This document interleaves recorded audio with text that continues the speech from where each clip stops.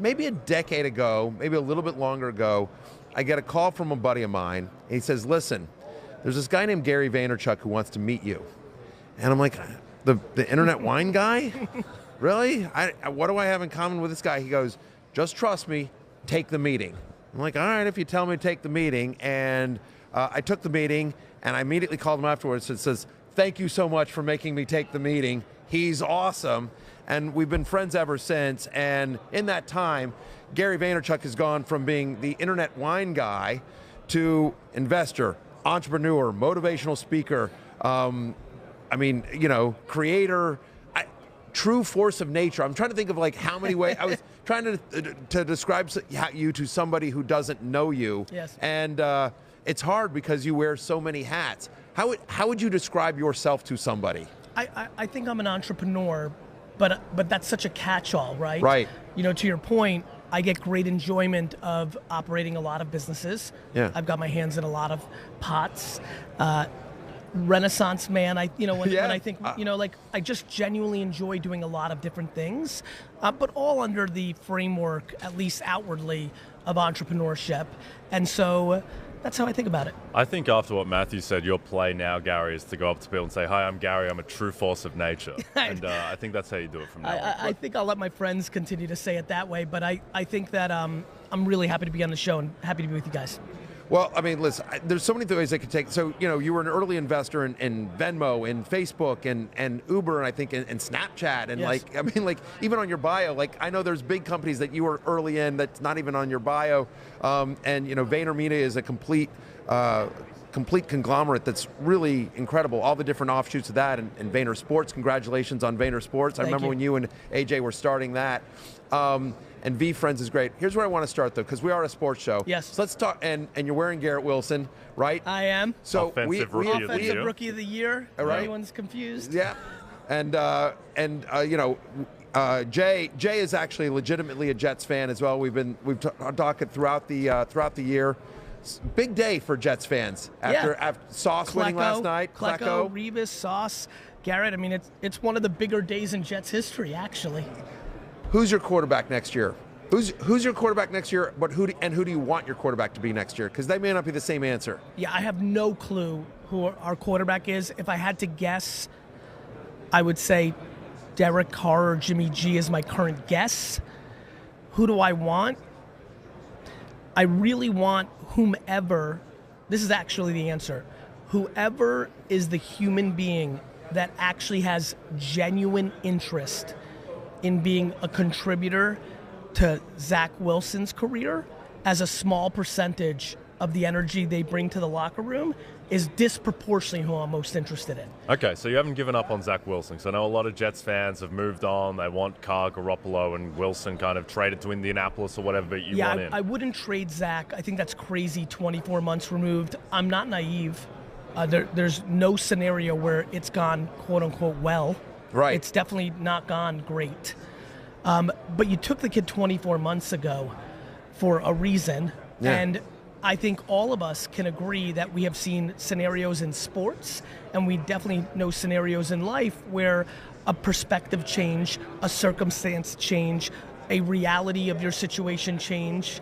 And, for me, Zach has gone through real adversity, and that gives an opportunity for someone to build off of that adversity or fold. And we've seen both. I think it's crazy as an organization to not consider that as one of the variables here. If you've got three guys on the table, let's say Tannehill's available, let's say it's Derek Carr, let's say it's Jimmy G, and you're looking at those three. If I'm Joe Douglas, if I'm Coach Saleh, if I'm the Johnson brothers, you have to have a real conversation of, do any of these guys have the DNA to care at all? And I think that needs to play in because given Aaron's age and cost, you could really argue the 4 or 5 names being thrown around have a lot of evenness to it, right? Because cost, there's no clear answer here. Right. My gut tells me Derek Carr, for me. Yeah. That's my gut. But I could be totally wrong, and I do think the biggest variable that the press, that most people are not talking about is, are any of these human beings empathetic and have the emotional framework to walk in, try to win the Super Bowl because you've got a defense on the other side that is super close to being scary. Yeah. If the Jets do work at safety and linebacker this offseason, it could get scary on that side. You've got AVT and Breece Hall coming back, not to mention potentially Becton, because I know after 2 years you could be a little scared, but there's a lot of pieces in place. I think you guys are a quarterback away from being a legit Super Bowl contender. So to that point, if you're a Derek Carr, if you're an Aaron Rodgers, if you're a Tannehill, if you're a Jimmy G, you got to come in and that's the task at hand. But the human capacity to have 5 or 10% of your overall energy also bring along number 2 is in play. And I think that's what I would spend time on, because I think, look, this is the NFL. You're one hit away from Zach being under center in Week 9 after you're 8. You could be 8-0, cliche Jets. They'll be 8-0, and the guy gets hurt, and now you need Zach coming in. You need to be prepared for that. I think the thing is too with the Jets is that, say week 8, week 9 of the season, the AFC East looked a lot scarier than it does right now. With Tua was surging, the Bills looked like they were just going to run to the Super Bowl. Now the Bills, they showed their flaws. The Dolphins also, they've got a lot of work to do. And all of a sudden the Jets, I think if they do add Derek Carr, then they're a team that can legitimately contend, with the Chiefs and the Bills in the AFC. But my question to you, Gary, is do you want Aaron Rodgers and the Darkness Retreat experience? Do you want all of that on your team? I'm very practical and when it comes to the business of getting the team set. So on Sundays, I'm completely irrational and a fanatic. Like, I'm just overly emotional. But everything leading up to Week 1 kickoff, I'm very rational. The answer to your question is, what's the cost? Yep. Do I want Aaron Rodgers for 2 first-round picks, a third-round pick? It starts, if you tell me I can equally get Derek Carr for a second-round pick, I want Derek Carr. Yep. But if Derek Carr's a 1 and a 3 and Aaron's 2 1s, that becomes a more interesting debate. Right. And you also understand with Derek has always, even like the way he talked to the commissioner when he was a kid, when his brother got drafted, there's always been a weird chip on shoulder part with Derek that gets me a little fired up, that makes me think I could see his next team could really flash. And that's the most intriguing scenario for me currently. There's so many ways we could go here, and this is not an area that I plan on going, but just your answer about Zach Wilson, about making 10%.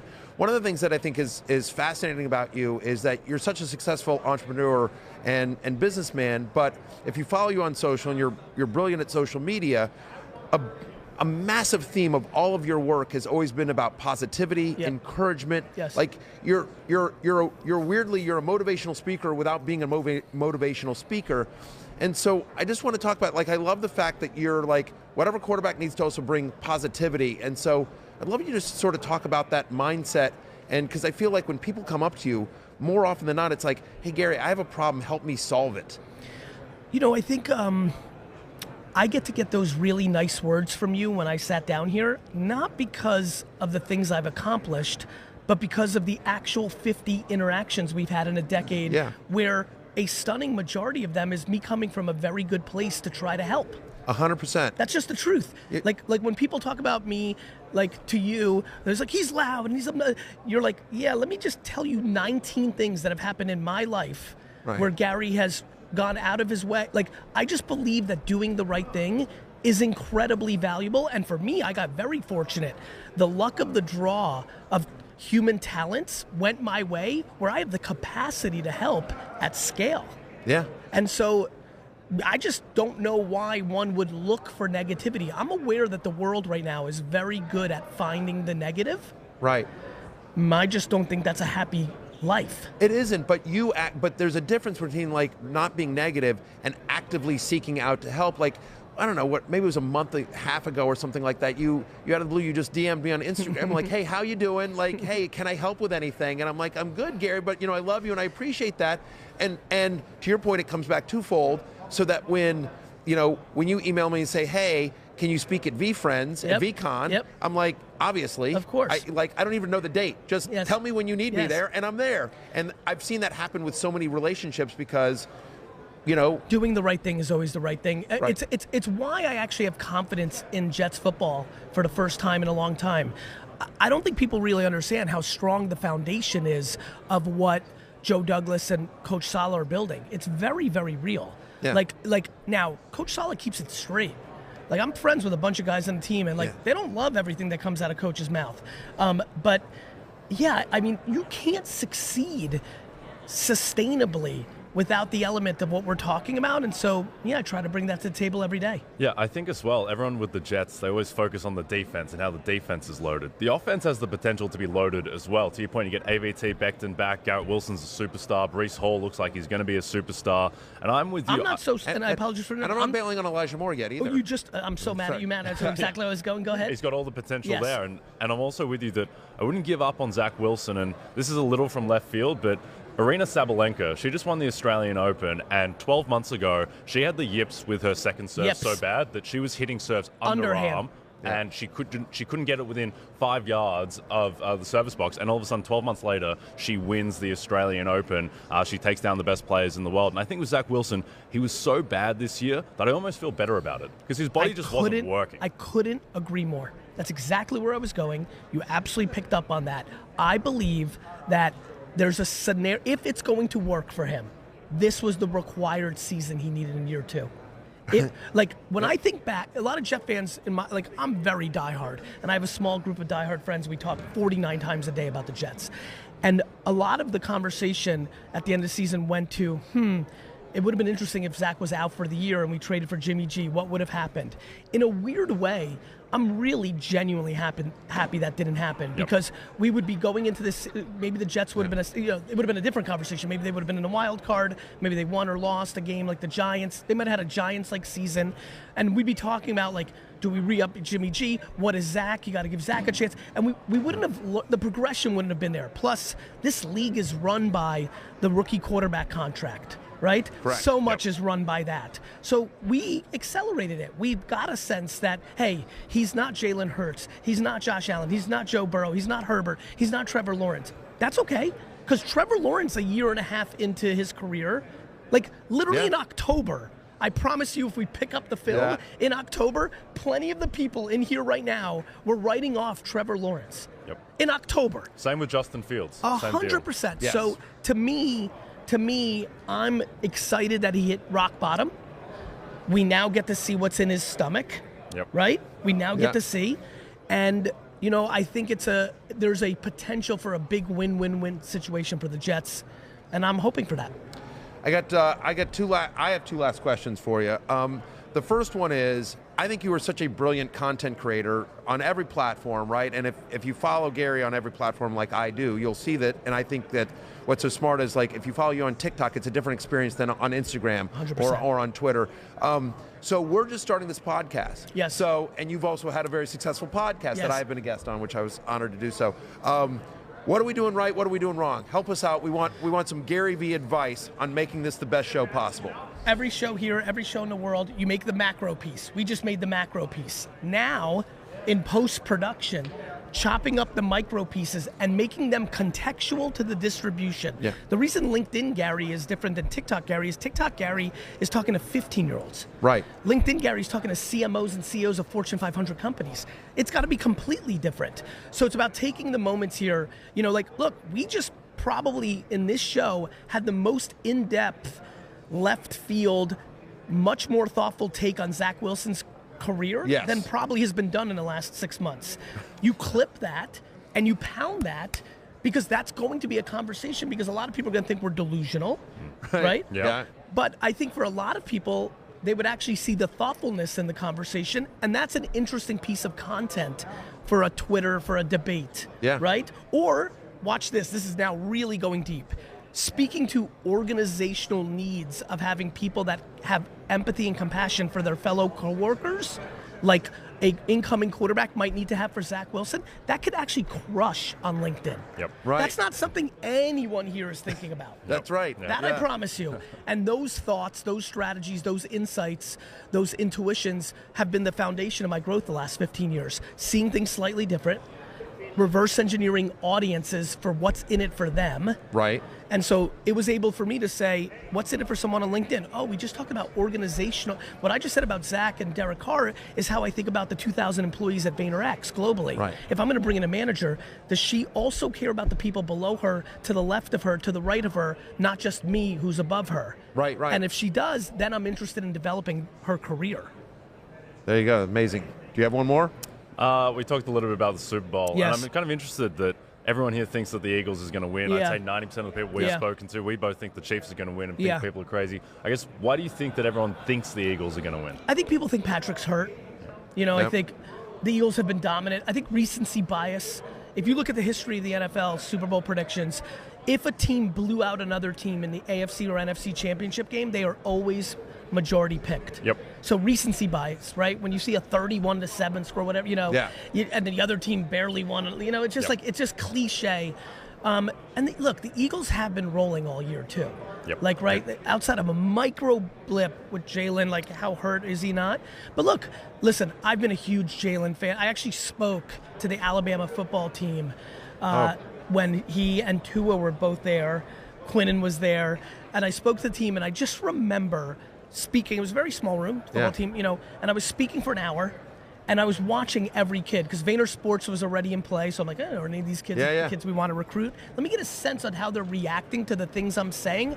And I'll never forget, I called my brother AJ after, and this before Jalen transferred and all that, and I said, I think the Hurts kid's going to be a superstar. Because the very subtle thing, I tend to talk about a lot in a talk, but I always throw in 4 or 5 off-speed pitches, which is a more thoughtful second or third tier, emotionally intelligent nuance or comment or insight. And I just remember Jalen locking in and reacting well when I was saying them, and it caught my attention. And so I think this is so much of the game. Yep. That being said, I am curious about what it means to have been there before, like Patrick. If Jalen comes out and has a shaky first quarter, and the special teams, I think the special teams aspect is a little underrated. I think the Chiefs have a real advantage there. And so for me, it's like, can Jalen have a shaky first quarter? Though I don't think so because his mind, but it's still that stage is different, and a special teams touchdown and a pick 6 in the first quarter, and now you've got a Chiefs scenario. And the Eagles have not played from behind. We've been talking about this all week. The Eagles haven't played from behind. Oh, that's interesting. That's right. All year long. That's right. Last question for me, Gary, and then we'll let you go because I know you have a lot on your plate. But one of the things I'm curious. So you're in addition to being an entrepreneur, you're also a big investor, right? So yes. we talked about it like Facebook, Venmo, Snapchat.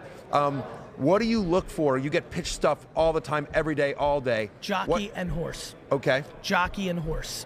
The business is the horse. Do I like the business? But without the CEO, if she or he can't ride that horse, it's not going to matter anyway.